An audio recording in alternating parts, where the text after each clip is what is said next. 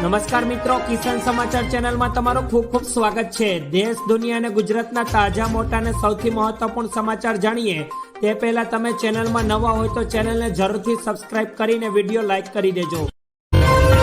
આજના સૌપ્રથમ મહત્વપૂર્ણ સમાચાર। ગુજરાતમાં આજથી મોંઘું થયું પેટ્રોલ, હવે આ ભાવે વેચાશે પેટ્રોલ અને ડીઝલ। જાણો લેટેસ્ટ અપડેટ। દેશમાં રોજ સવારે ઈંધણના ભાવ બદલાય છે અને નવા ભાવ જાહેર કરી દેવામાં આવે છે। ત્યારે આજના લેટેસ્ટ અપડેટ અનુસાર દેશમાં ફરી પેટ્રોલ અને ડીઝલના ભાવમાં વધારો થયો તો દેશના 4 મહાનગરો દિલ્હી, મુંબઈ અને કોલકાતા સાથે ગુજરાતમાં પણ પેટ્રોલના ભાવમાં વધારો કરવામાં આવ્યો। ગુજરાતમાં પેટ્રોલના ભાવમાં સીધો 84 પૈસાનો વધારો થયો। જોકે રાહતના સમાચાર તો એ છે કે ડીઝલના ભાવમાં કોઈ પણ ફેરફાર કરવામાં આવ્યો નથી। ત્યારે દેશની ઓઇલ માર્કેટિંગ કંપનીએ પેટ્રોલ અને ડીઝલના નવા ભાવ જાહેર કરી દીધા છે। ત્યારબાદના બીજા મોટા સમાચાર। આરબીઆઈએ આપી મોટી રાહત, હવે આ ખાતા ધારકો પર નહીં લાગે કોઈ પણ પ્રકારનો ચાર્જ। બેંકમાં ખાતું રાખનાર માટે આવ્યા સૌથી મોટા સમાચાર। જો તમારું કોઈ પણ બેંકમાં એકાઉન્ટ છે અને તે નિષ્ક્રિય એટલે કે નાણાંના કોઈ પણ વ્યવહાર નથી કરતા તો હવે રિઝર્વ બેંકે મોટી રાહત આપી। આરબીઆઈએ જણાવ્યું કે હવેથી બેંકમાં નિષ્ક્રિય પડી રહેલા બેંક એકાઉન્ટ પર મિનિમમ બેલેન્સ નહીં રાખો તો કોઈ પણ પ્રકારનો દંડ વસૂલ કરાવી શકાશે નહીં। આરબીઆઈએ કહ્યું કે જો તમારા બેંક એકાઉન્ટમાં સતત 2 વર્ષથી કોઈ પણ પ્રકારની લેણદેણ ન કરી હોય તો તે નિષ્ક્રિય ખાતું થઈ ગયું છે। આની પણ કોઈ પણ પ્રકારનો મિનિમમ બેલેન્સ ન રાખવાનો ચાર્જ બેંક વસૂલ કરી શકશે નહીં। ત્યારબાદ રાજકોટ માર્કેટિંગ યાર્ડમાં ડુંગળીના ભાવ ઉચકાયા, ખેડૂતોમાં જોવા મળી ખુશીની લહેર। ટ્રક ચાલકોની હડતાલ ખુલતાની સાથે ડુંગળીના ભાવ ઉચકાયા છે। જ્યારે રાજકોટ માર્કેટિંગ યાર્ડમાં ડુંગળીના ભાવ 200 રૂપિયા હતા અને હવે આ ભાવ વધીને 400 રૂપિયાથી લઈને 500 રૂપિયા સુધી બોલાઈ રહ્યા છે। ડુંગળીના ભાવ વધતા ખેડૂતોમાં આશાનું કિરણ જાગ્યું છે, કારણ કે એક સમયે ડુંગળીના ભાવ સાવ તળિયે બેસી ગયા હતા। જ્યારે રાજકોટ માર્કેટિંગ યાર્ડમાં 2000 ક્વિન્ટલ ડુંગળીની આવક પણ નોંધાઈ છે, તેમજ અન્ય પાકની પણ રાજકોટ માર્કેટિંગ યાર્ડમાં સારી એવી આવક જોવા મળી છે અને ખેડૂતોને સારા ભાવ મળ્યા હતા। ત્યારબાદના ખૂબ જ મહત્વપૂર્ણ સમાચાર। રાજ્યમાં અનુભવાયો કડકડતી ઠંડીનો ચમકારો, જાણો ક્યાં કેટલો પારો ગગડ્યો। રાજ્યમાં કડકડતી ઠંડીનો ચમકારો અનુભવાયો છે, જેમાં નલિયામાં 8 ડિગ્રી તાપમાન સાથે સૌથી વધુ ઠંડુ શહેર રહ્યું, તેમજ કંડલા અને ભુજમાં 12 ડિગ્રી તાપમાન નોંધાયું। તો કેશોદમાં પણ 12 ડિગ્રી અને રાજકોટમાં 14 ડિગ્રી સાથે ડીસામાં 13 અને ગાંધીનગરમાં 14 ડિગ્રી તાપમાન રહ્યું છે।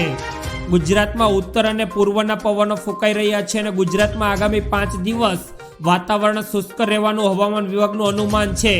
સાથે જ આગામી 5 દિવસ તાપમાન પણ યથાવત રહેશે અને બેવડી ઋતુનો અહેસાસ થતો જોવા મળશે।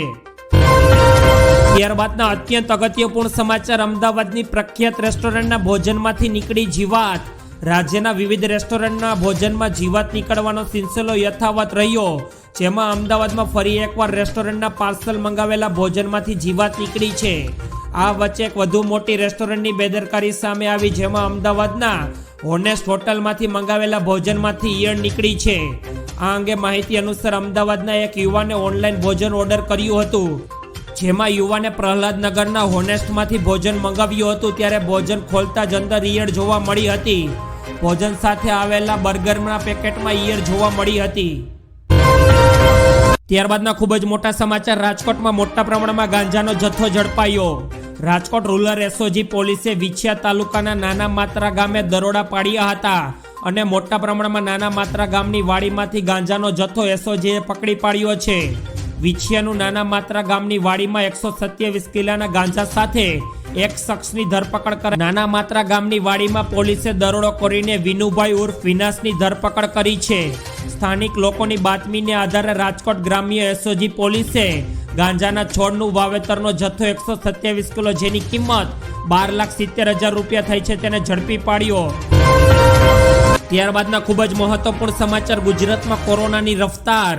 રાજ્યમાં એક તરફ કોરોનાના કેસની સંખ્યામાં વધારો જોવા મળી રહ્યો તો આ સાથે જ આજે કોરોનાના વધુ 8 પોઝિટિવ કેસ નોંધાયા, જેમાં 3 પુરુષ અને 5 મહિલાઓ કોરોના પોઝિટિવ આવ્યા। જ્યારે નવી કોરોના લહેરમાં અત્યાર સુધીમાં 60 જેટલા પોઝિટિવ કેસ તો માત્ર અમદાવાદમાં નોંધવામાં આવ્યા છે, જ્યારે એક વૃદ્ધાનું કોરોનાને કારણે મૃત્યુ પણ થયું છે। આ વચ્ચે આજે અમદાવાદમાં વધુ 8 પોઝિટિવ કેસ નોંધાયા, જેને કારણે હેલ્થ વિભાગ સક્રિય બન્યું। જ્યારે અમદાવાદના થલતેજ, ધોધપુર અને નવરંગપુરામાંથી કોરોનાના કેસ સતત નોંધાઈ રહ્યા છે।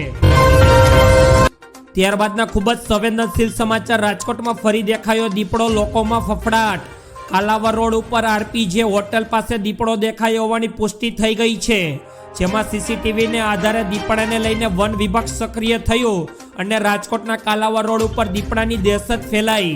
હોટલ અને આસપાસના વિસ્તારોમાં દીપડો દેખાયો અને દીપડો દેખાતા ફોરેસ્ટ વિભાગની ટીમ સક્રિય થઈ ગઈ છે અને ઘટના સ્થળ પર પહોંચી ગઈ છે। તેમાં દીપડો હોટલ આસપાસ ફરતા સીસીટીવી કેમેરામાં દેખાઈ રહ્યો છે અને ફોરેસ્ટની ટીમ સીસીટીવીને આધારે તપાસ હાથ ધરી છે। ગત 2 જાન્યુઆરીના રોજ દીપડાની હલચલ સીસીટીવી કેમેરામાં કેદ થઈ છે। ત્યારબાદ અમદાવાદના એસપી રોડથી ગાંધીનગરના અંડરબ્રિજનું કરાયું સુશોભન।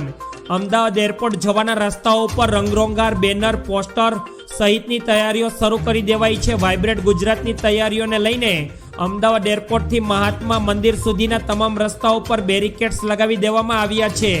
વાઇબ્રન્ટ ગુજરાત સમિટને લઈને એરપોર્ટ ઓથોરિટીની બેઠકનો દોર શરૂ થઈ ગયો છે અને અન્ય ફ્લાઇટની વ્યવસ્થા ખોરવાય નહીં તેવા પ્રકારની વ્યવસ્થા એરપોર્ટ પર કરવામાં આવશે। અમદાવાદ એરપોર્ટ પર ગુજરાતની ઝાંખી કરવામાં આવશે અને ગુજરાતની અસ્મિતાની એક ઝલક અતિથિઓને બતાવીને તેનું સ્વાગત કરવામાં આવશે। ત્યારબાદના ખૂબ જ મોટા સમાચાર, સરકારની મોટી બેદરકારી સામે આવી, જ્યારે સરકારની પીએમજેવાય મા યોજનામાં ગુજરાતની 200 જેટલી હોસ્પિટલના 450 કરોડ રૂપિયા સલવાઈ ગયા છે। આ રકમ છૂટી કરવા માટે તાજેતરમાં જ રાજ્ય સરકાર સમક્ષ તબીબોના સંગઠનોએ રજૂઆત કરી હતી।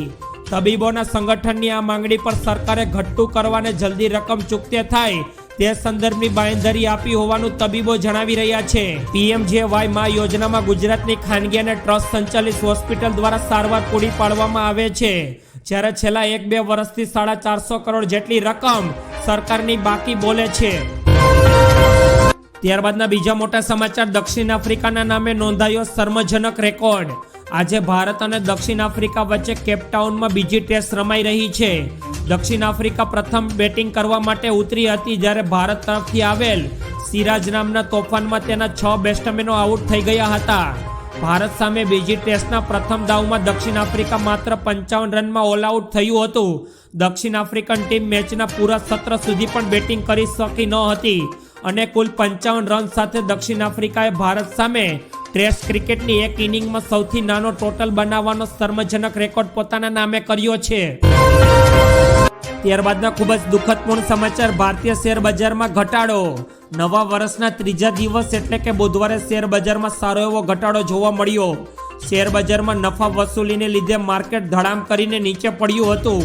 નિફ્ટી પણ 150 પોઈન્ટ ઘટીને બંધ થયો। આજના સત્રમાં બજારમાં ઘટાડાની જવાબદારી આઈટી અને મેટલ્સના સ્ટોકમાંની રહી છે, જેમાં જોરદાર નફા વસૂલી જોવા મળી, જેમાં બીએસઈનો સેન્સેક્સ 535 પોઈન્ટના ઘટાડાની સાથે અને નેશનલ સ્ટોક એક્સચેન્જનો નિફ્ટી 148 પોઈન્ટના ઘટાડાની સાથે 21,526 અંક પર બંધ થયો હતો। ત્યારબાદના ખૂબ જ ઉપયોગીપૂર્ણ સમાચાર, આઈપીઓ હોય તો આવો 4,500% દમદાર રિટર્ન, 41 રૂપિયાનો શેર પહોંચ્યો 1800 રૂપિયાને પાર। આઈપીઓએ કેટલાક વર્ષની અંદર ઇન્વેસ્ટરોને માલામાલ કરી દીધા છે, તેમાંથી એક શેર ઇન્ડિયા સિક્યોરિટીઝ છે। કંપનીના આઈપીઓની પ્રાઇસ બેન્ડ 41 રૂપિયા પ્રતિ શેર હતી, આજે તે 1800 રૂપિયાને પાર છે, એટલે કે ઇન્વેસ્ટરોને 4,500%નો ફાયદો કરાવી ચૂક્યો છે। બ્રોકરેજ હાઉસનું માનવું છે કે આવનારા સમયમાં શેરમાં હજુ પણ તેજી જોવા મળી શકે છે। ત્યારબાદના ખૂબ જ મહત્વપૂર્ણ સમાચાર, ગુજરાતના શિક્ષકો માટે સામે આવી રહ્યા છે। નિવૃત્ત થતા શિક્ષકોને ધ્યાનમાં રાખીને લેવાયો મોટો નિર્ણય। ગુજરાતમાં ફરી એકવાર શિક્ષકોની બદલીના સમાચાર સામે આવ્યા। રાજ્યના શિક્ષણ વિભાગ દ્વારા આંતરિક જિલ્લામાં ફેરબદલી કરવામાં આવનારી છે। રાજ્યના પ્રાથમિક શિક્ષણમાં 31/5/2024ના રોજ વયમર્યાદાને ધ્યાનમાં રાખીને નિવૃત્ત થતા શિક્ષકોને ધ્યાન રાખીને બદલી કેમ્પ યોજાશે। રાજ્યમાં શિક્ષણ વિભાગ દ્વારા તમામ જિલ્લાઓમાં પ્રાથમિક શિક્ષણ અધિકારીઓને પત્ર લખીને જાણ કરવામાં આવી છે, જેમાં 31 મે 2024માં નિવૃત્ત થતા શિક્ષકોને ધ્યાનમાં રાખીને માહિતી એકત્રિત કરવાના આદેશ કરાયો છે, જે અંગે હવે એક નોટિફિકેશન પણ સામે આવી ગયું છે।